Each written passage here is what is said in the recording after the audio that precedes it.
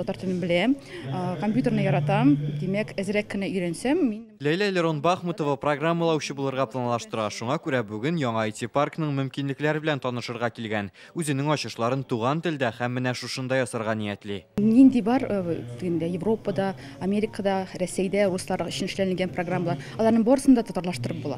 Менә иң теләгәне минем, иң теләгәне ул ниндидер телефонга эшләргә шундый приложение татар телендә медитацияләр.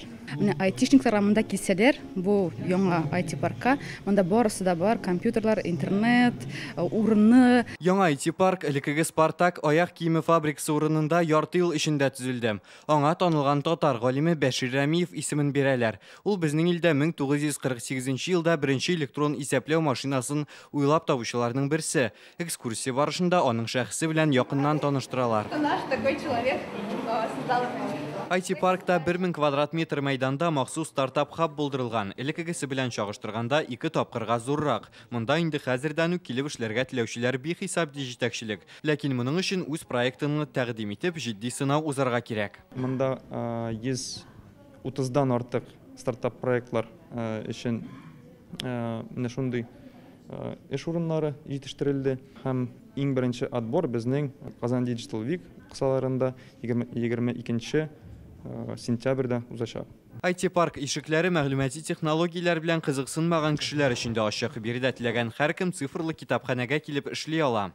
IT ул аерым бер өлкә түгел.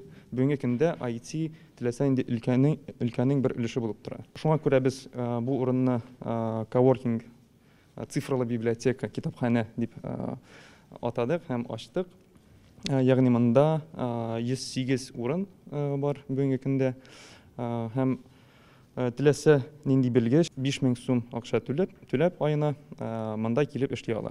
Машиналар, компьютерлар бөтен нәрсә бар дип күреп калдым һәм ял итәргә, эшләргә бөтен нәрсәдә итеп була. IT паркта шушы тармак белгечләр белән аралашу өчен мөмкинлек бар. Айтишниклар лекция укый. Мондый күп функцияле үзәк республикада гына түгел, илдә дә IT белгечләрнең санын арттырыр дип планлаштырыла. Рузаль Шарипов, Данил Филатов, Яңа Гасыр каналы.